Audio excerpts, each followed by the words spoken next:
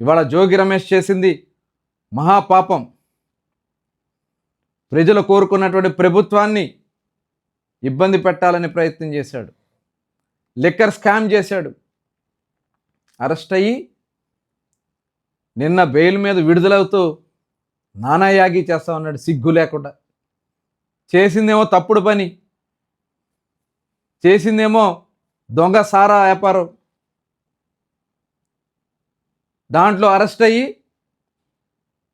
ఏ ర్యాలీలు చేయకూడదా అని చెప్పి ఒక సీనియర్ పోలీస్ ఆఫీసర్ మీద ఏలెత్తి మాట్లాడుతూ ఉన్నాడు.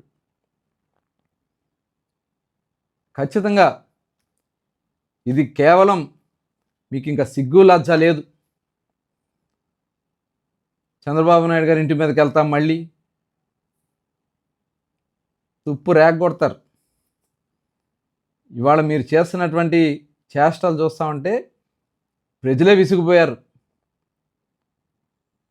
మీకు అరెస్ట్ అయ్యావు, దొంగసారా వ్యాపారంలో అరెస్ట్ అయ్యి కుట్రపూరితమైనటువంటి కార్యక్రమాలు చేయాలంటే సిట్లో మొత్తం విచారణలో బయటకు వచ్చింది. ఆ సిగ్గుమాలిన పని చేసిన సిగ్గు కూడా లేకుండా ర్యాలీలు చేస్తూ పోలీసులను బెదిరిస్తూ అంటే అరాచకాలు సృష్టించాలని ప్రయత్నం చేస్తే చూస్తూ ఊరుకుంటారు అనుకుంటున్నారేమో. ప్రతి దానికి మూల్యం చెల్లించుకుంటారు. అది గుర్తుపెట్టుకోవాలి వైఎస్ఆర్ పార్టీ నాయకులు. ప్రతి దానికి ఏ ఒక్కటి కూడా కౌంట్ తగ్గదు అని చెప్పే విషయాన్ని గుర్తు చేసుకోవాలి. మీరు చేసిన ప్రతి కార్యం కూడా కౌంట్ అవుద్దని హెచ్చరిస్తా ఉన్నా మరొకసారి. చాలా రాష్ట్రం ప్రజలు సంతోషంగా ఉన్నారు. రాష్ట్రం అభివృద్ధి చెందుతూ ఉంది. పక్క రాష్ట్రాలతో పోటీ పడి ఇవాళ దేశంలోనే ముందంజలో ఉంది.